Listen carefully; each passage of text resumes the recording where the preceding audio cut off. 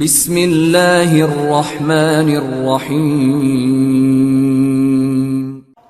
مولا فرماتے ہیں کہ جس طرح تمہاری ولادت، مثال پہ غور کیجئے گا، فرمایا جس طرح تمہاری ولادت ہاسپٹل میں ہوتی ہے تو سارے رشتہ دار جمع ہوتے ہیں، سب سے زیادہ خوشی کسے ہوتی ہے؟ ماں کو اور باپ کو۔ سب سے زیادہ انتظار کس کو ہوتا ہے؟ ماں کو اور باپ کو۔ جب یہ بیٹا یا بیٹی اس ماں کی گود میں آتی ہے، ماں کو خوشی سب سے زیادہ کب ہوتی ہے؟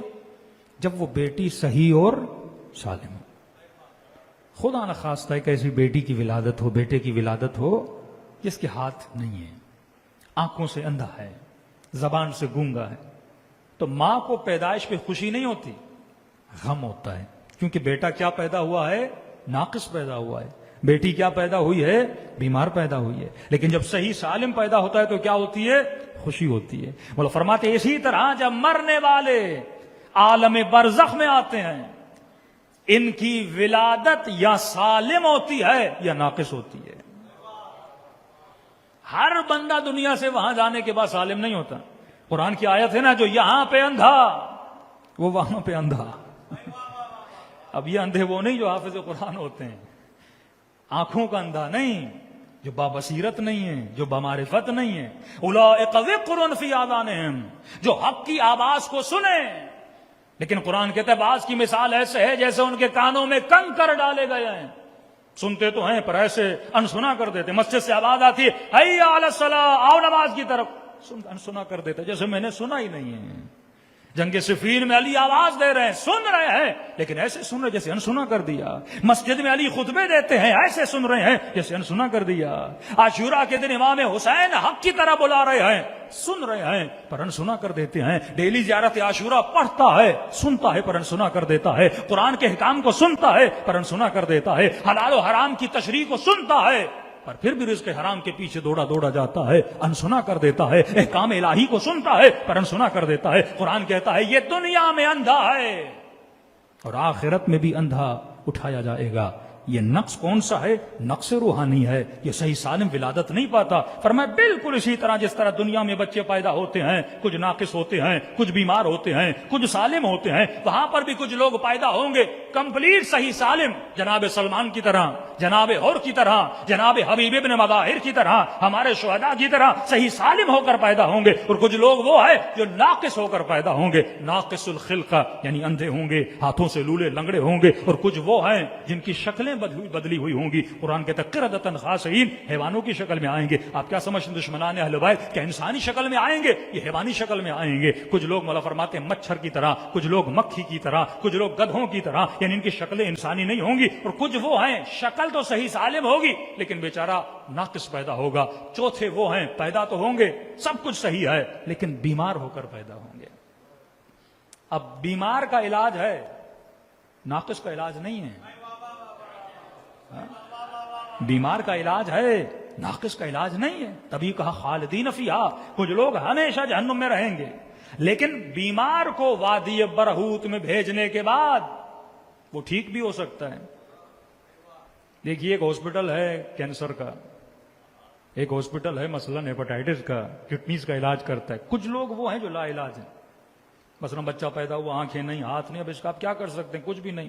جتنی دیر تک ایڈمٹ رہے گا مشین کے ذریعے رہا تو رہا، اس کے بعد دنیا سے چلا جائے گا۔ کچھ بچے بیمار پیدا ہوتے ہیں، پھیپھڑے صحیح کام نہیں کر رہے، اب ماں کو تکلیف تو ہوتی ہے لیکن کہا جاتا آپ 1 ہفتہ 10 دن 15 دن بچے کو دیں، ہم اس کو مشین پہ لگاتے ہیں، انشاءاللہ اس کے پھیپھڑے صحیح ہو جائیں گے۔ تو فرمایا جو محب ہے اور شیعہ ہے، فرق ہے۔ شیعہ تو ڈائریکٹ ہی چلا گیا وادی السلام میں اہل بیت کی ملاقات کر کے، لیکن کچھ لوگ ایسے ہیں جو چاہنے والے ہیں لیکن گناہوں کی عادتیں، اب ڈیپینڈ ہے ان کے گناہ کیسے ہیں۔ کچھ شرک کے گناہ میں مبتلا، کچھ شراب کے گناہ میں مبتلا، کوئی رزق حرام کے گناہ میں مبتلا۔ اب گناہ کی اپنی کیٹیگری ہے، اس حساب سے ان کو وادی برہوت کے ہاسپٹل میں بھیجا جائے گا۔ وہاں جانے کے بعد پیوریفیکیشن ہوتی ہے۔ اب یہ بھی نعمت الہی ہے کہ معصوم نے فرمایا ہم اپنے چاہنے والوں کی کیا کریں گے؟